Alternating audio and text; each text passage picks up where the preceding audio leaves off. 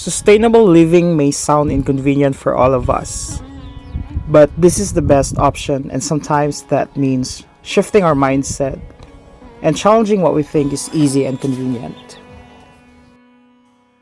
Dili man lain magsigita og pagwapa, sigig palit og beauty products, mga cosmetics with microbeads, sigig shopping, sigig igat-igat diri, igat-igat didto, kay lami man kaayo.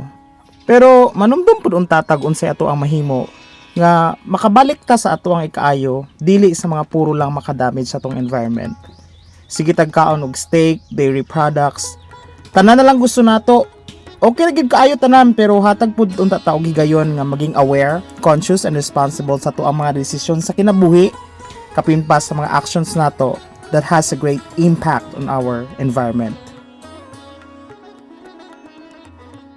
It is and has been our responsibility to protect the planet. But rather, we become selfish and do such things that create more pollution.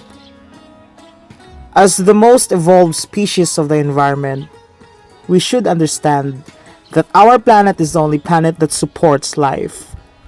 So when the Earth will be in peril, we will not have the option to move to another planet for our safety.